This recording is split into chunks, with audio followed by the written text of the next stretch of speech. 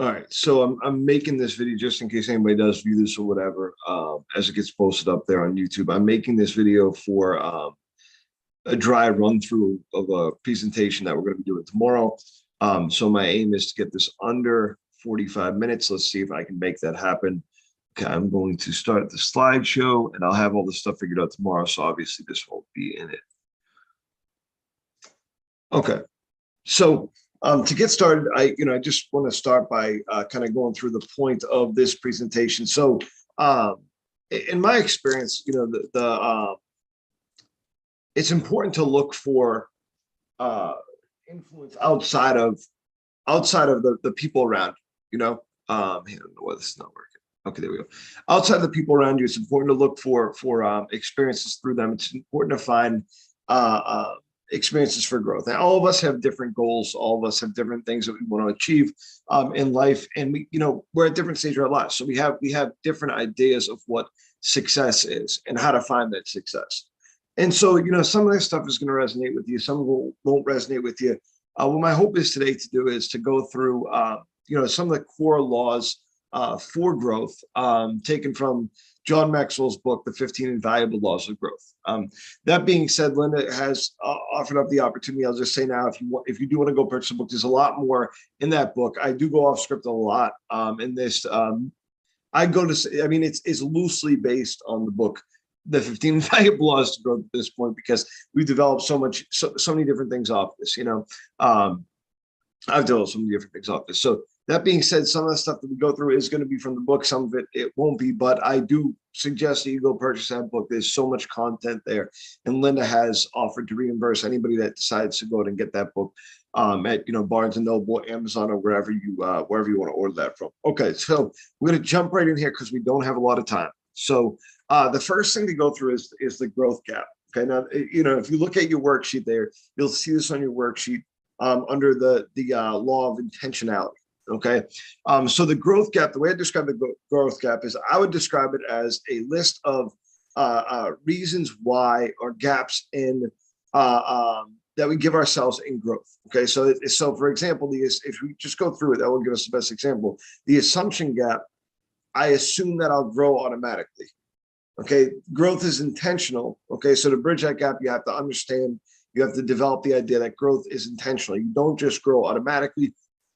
Very few people do that. You're only going to grow when you put intention to your growth. So if you're, let's say, for example, in the call center, and you say, hey, I really want to get out of this, and every once in a while you remind yourself that, every once in a while I say, hey, my goal is to become a sales rep, or my goal is to become some sort of team leader or something like that, and you don't intentionally go after that, then you're never going to achieve it. And you can't blame the people around you. You have to blame your intentionality. The knowledge gap, I don't know how to grow. The solution there to bridge the gap is to learn to grow. The knowledge gap, I don't know. I'm sorry, the time gap, I need to wait for the right time. The right time can be now. Now, obviously, there's a building process to everything. You're not just going to go walk into sales tomorrow, using sales as the example. You're not just going to go walk into that tomorrow, or business ownership or whatever. That being said, the time is right now to start making the decision, to start building the characteristics of the person that you would like to be, of what your intention is. The time gap, I'm sorry, the mistake gap, I'm scared to make mistakes. Okay, well, expect to make mistakes, and then to learn from those mistakes. I mean, failure is dangerous and scary, and I get that. That being said, it's a necessity in life. We learn from our experiences. So it's a necessity in life to make those mistakes and to experience failure. The perfect plan gap, this is one that I think a lot of people fall into. I need the perfect plan. You need to adjust the plan as you need. Nothing is ever going to be perfect. I suffer through this all the time, where I'm like, okay, well, I'll save money. Oh, well, I already spent this money, so it's fine. I'll just wait till next month to save money, right? It's never going to solve the problem. Like, it's never going to be the solution, right? The inspiration gap, I don't feel motivated. Act and let the motivation follow. This is a tough one for some people, no doubt. And if you have some sort of mental illness or something that stops you from feeling that motivation, then that's a whole different problem. But for the average person, I'd say that you have to act first. You have to get out there and do first, and then you can find the motivation as you go. The comparison gap, I'm not as worthy as others. This is an easy thing to fall into, but you can learn from others and what they do. Gain that ability to be worthy.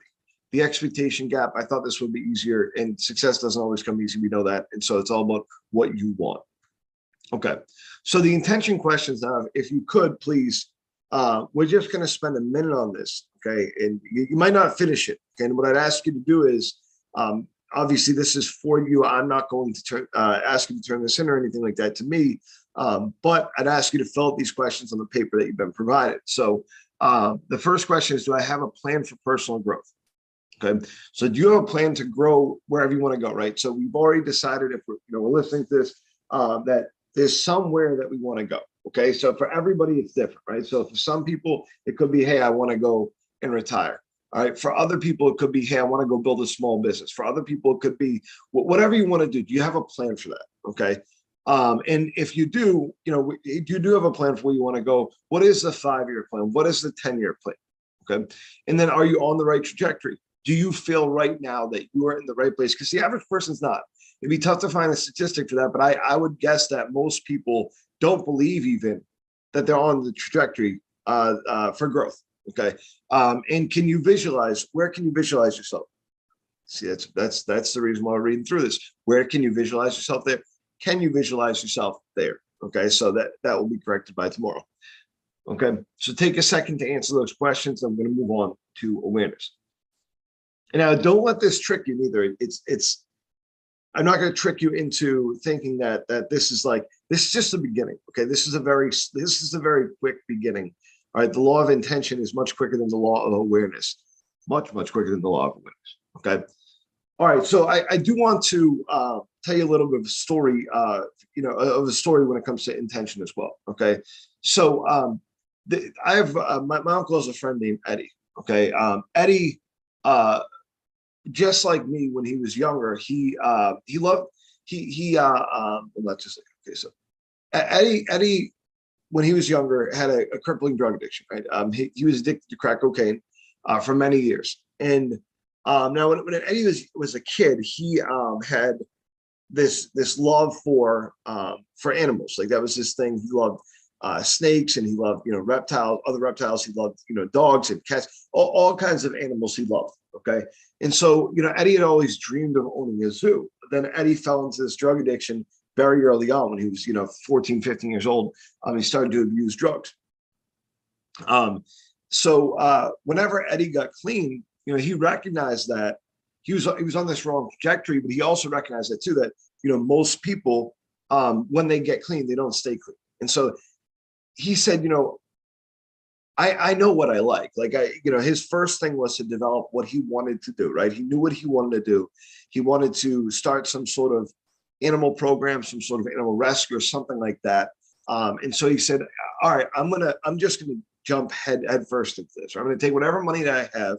I'm going to purchase, some animals. I'm also going to take in some animals from different people that I know that don't want the animals anymore. And he took every opportunity to get to grow this collection of animals, and eventually opened up a small group that would go out to schools and teach kids about different animals, so bring snakes to schools and stuff like that. Well, this has grown to this gigantic business now called Animal Adventures. They have like a zoo that people can go into, and whatnot, but they also go out to all different parties and all these different places and whatnot. And now he's grown this to this gigantic thing that, brings in millions of dollars a year in government grants and in business. So that's an example of, Eddie knew what his intention was, what he intentionally was going for. He had a 5-year plan, he had a 10-year plan. And even though, as you see, the theme through this too is growing from difficulty. Okay. So even though he's growing from one of the worst places you could be in, he intentionally grew to that place.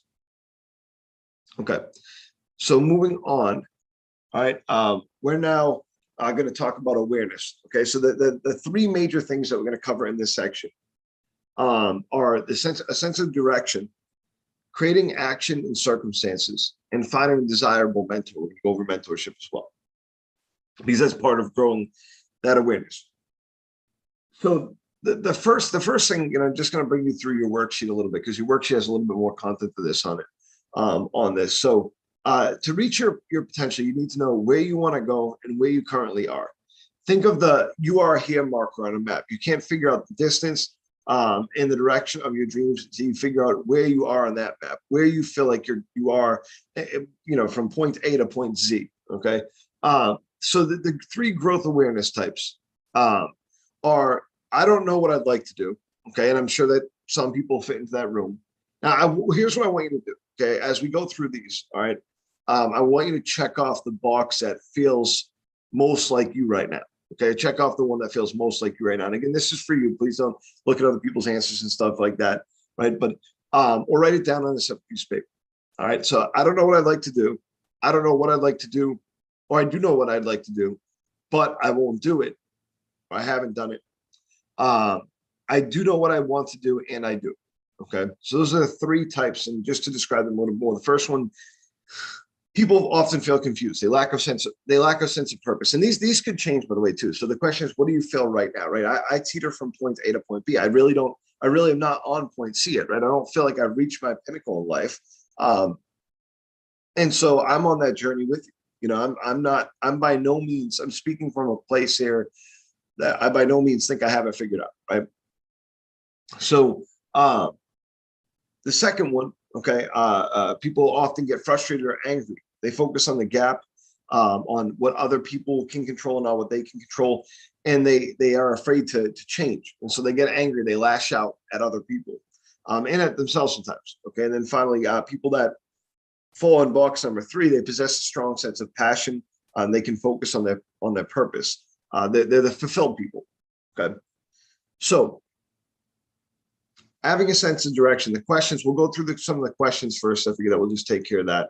Then we'll talk about a couple other things here. So first question, what do you dislike about yourself and where you're at right now?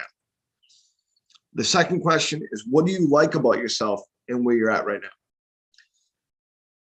Third question, what is the difference between what you want to do and what you're good at? Okay, so do you feel like there's a gap there? Like I would love to open up tattoo shops and be a tattoo artist, right? Like I would love that. But I also know that I'm terrible at art, and B, it would not be a good business model for me. Like why, if my goal is also to provide for my family, why go backwards in life in terms of, my goals, right? What drives you and what gives you satisfaction? Okay. Some people, it's, they get a sense of fulfillment from making money. Some people get a sense of fulfillment from achieving goals, right? Some people get a sense of fulfillment from, I don't know, being an asshole. Like there's so many different ways to answer that. Some people get it from family. Some people get it from, pets. Some people get it from, marriage. Some people get it from not. I don't know. There's so many different avenues that you can go there. So what drives you? What makes you feel a sense of satisfaction? Okay. So take a second to answer those questions. Okay. All right. So this is not on your worksheets. All right. But has anybody heard of Annie Malone or Madam C.J. Walker? Okay. So I want to talk with when I was studying, especially after I first read the book, How to Win Friends and Influence People, I got into this deep dive of, business people and whatnot. I always thought it was interesting. And there's the Rockefellers and there's the, Carnegies. And, we hear about the Milton Hershey's, obviously living around here. But people that we don't hear about a lot are these two women.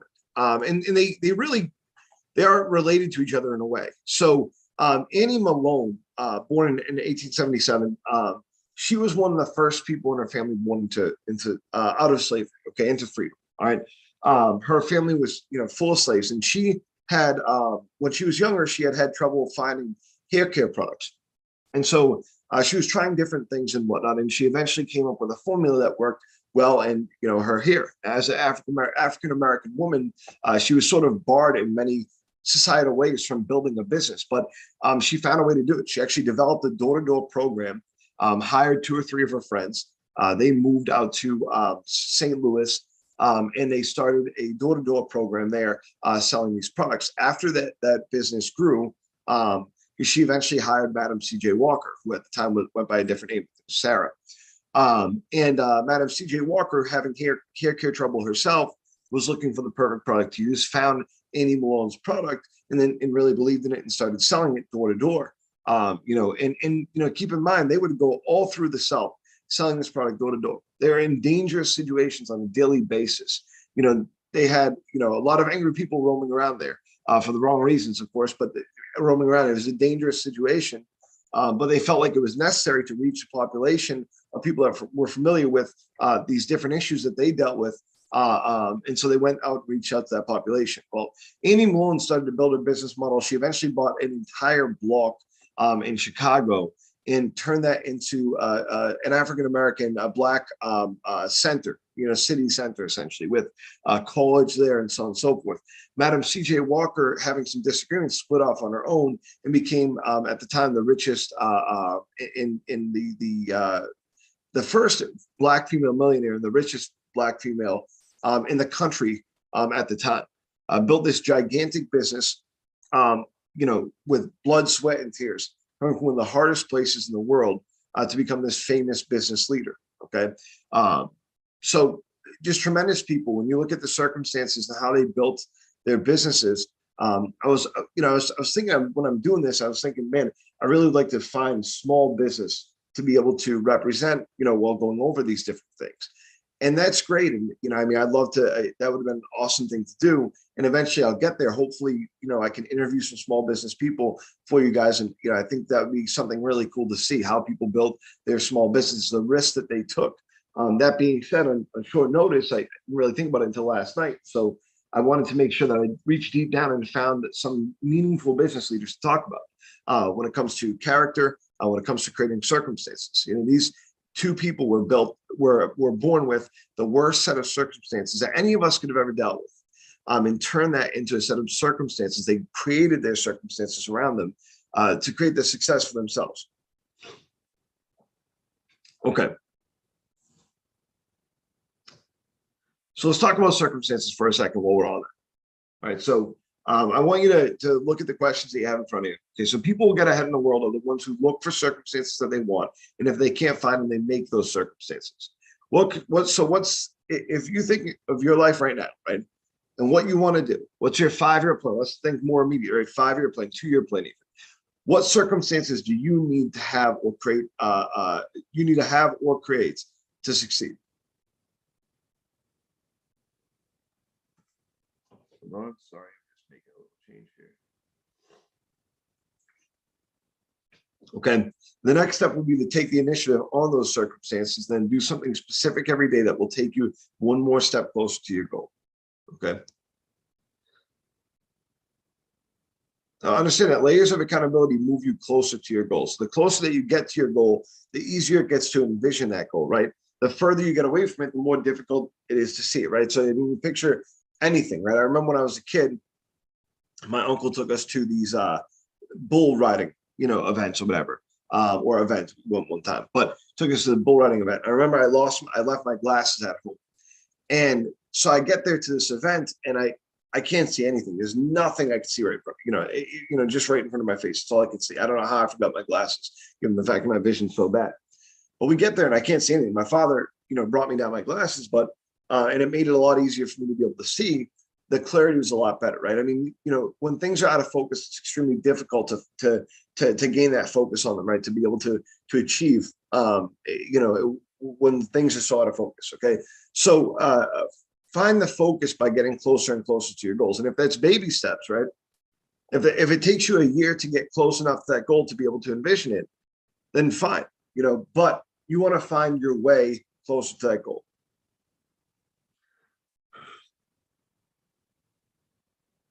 Okay, so this accountability will produce a behavior, will produce a character for you, centered around the success that you desire, the things that you want, right? Things will get a lot more clear when that happens. Okay, so if you think about it, right, these people that I just presented to you, that they embody the success that I'd like to see for myself, right? The overcoming of circumstances. Okay. What would you like to see as success for you? How do you feel? What do you feel? Who do you feel embodies that image that you desire? Okay. Now, the reason why I ask that question is because it leads into the next thing, which is creating the proper mentor. Okay, so the proper mentor is going to focus on a number of different things. Let's define what mentorship is. Okay, mentoring is a reciprocal and collaborative at-will relationship. Where people are giving information. I gotta define that a little bit better. I gotta fix that up a little bit. Okay, so I mean that's all I have down there is definition of mentor. Let me a couple changes I want to make tomorrow. At this point, it's too late to make those changes. So a mentor focuses on developing strengths, growing temperament. Okay, so let's talk about these things. So developing strengths. Okay, strength can mean a lot of things, right? If I have a coach, a strength and conditioning coach, and I'm a football player, then they're developing literal strength, right? If I have a spelling coach for my spelling bee, they're developing that kind of strength, correct? Okay, so there's all these different ways to build strengths, right? A mentor is going to focus on the area that you want them to focus in, okay? So you might find a mentor, for example, in business growth, okay? You might find a mentor at work. You know, maybe it's a mentor in the call center, in the events department, okay, that can help you. Growing temperament, and this is something that's always been extremely important to me in a mentor is the ability to be able to kind of calm me down, okay? Whether it's Jen at work now or Linda before that, or it's Wayne who hired me. A mentor to me has always been someone that's been able to say, look, you need to chill out. You need to calm down. Someone that helps you build a track record, okay, for success, a track record based around, so, you picture this department, for example, right? The canvassing department. When I first started in this company, I had no vision for what I wanted to do. And I had to build a track record of success to be able to move to a position that no one was going to give me a job. No one's going to give me a job. So building a track record was extremely important.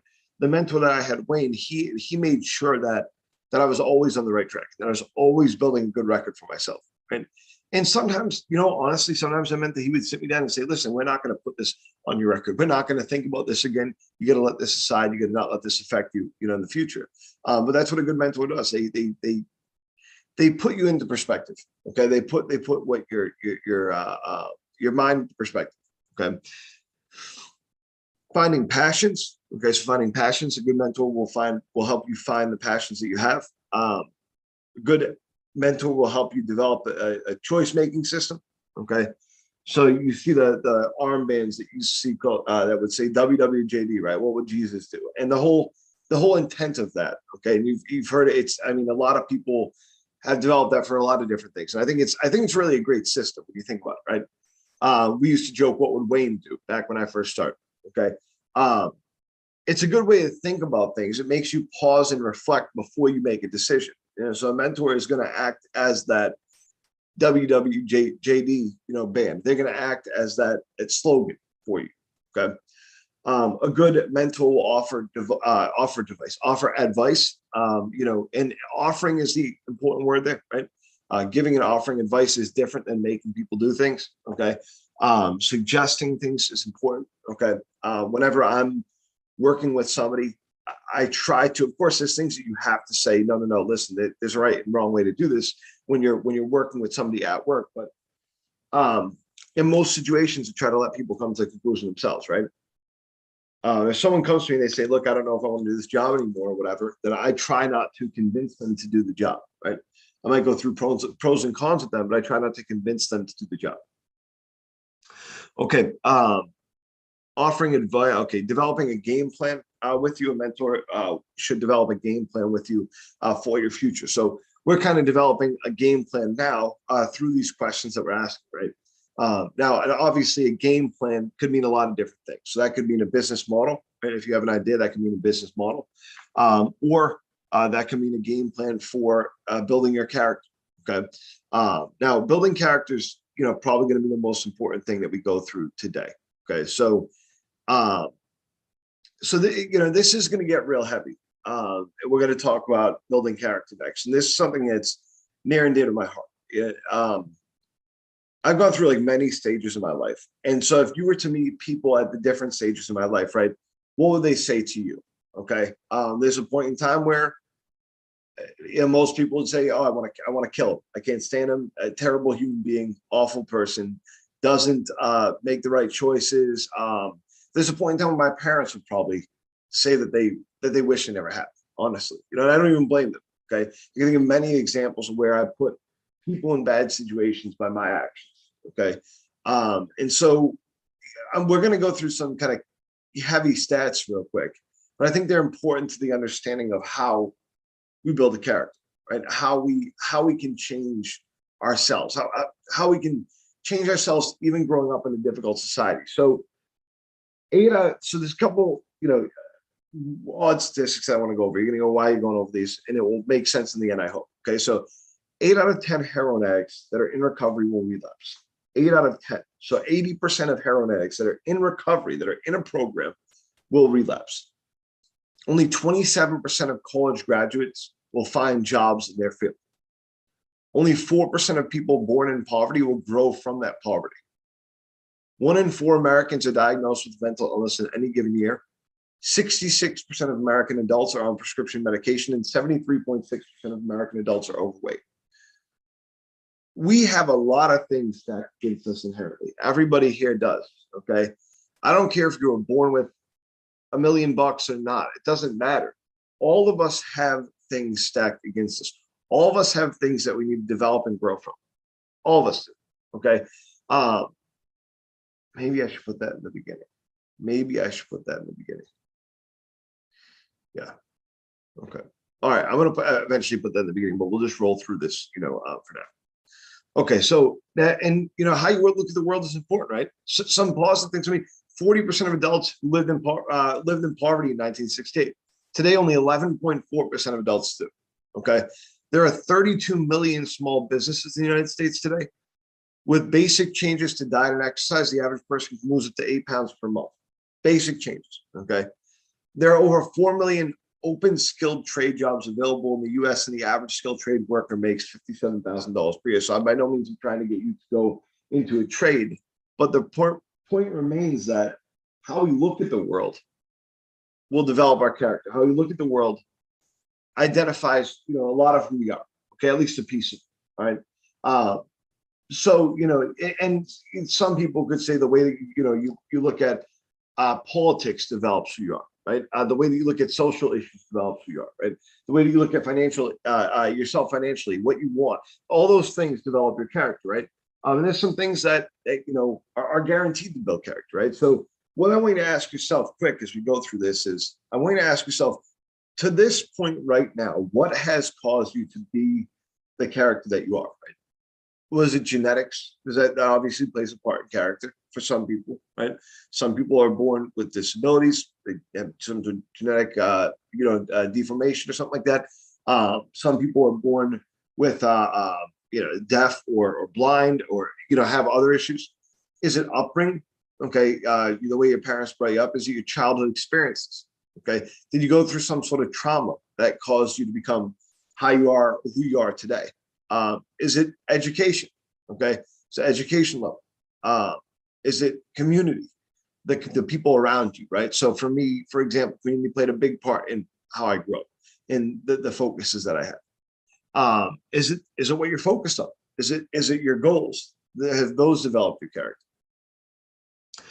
Is it your friends, your family members, the decisions that you've made thus far in your life? Is it religious groups or other groups that are in your life? Okay. What of those listed experiences have helped or hurt your character develop? Okay, and I want you to ask yourself, is your character geared for growth right now? As it stands today, is your character fully geared for growth? Okay, and what can you do today to make improvements that you want to develop a personal growth strategy? Okay, so that's the end of this. Okay, so if there's like one more takeaway page. I'm going to change some things around, but I think that I definitely stayed under 45 minutes. Okay, cool. Thank you. And if you're watching this, I apologize. I just wanted to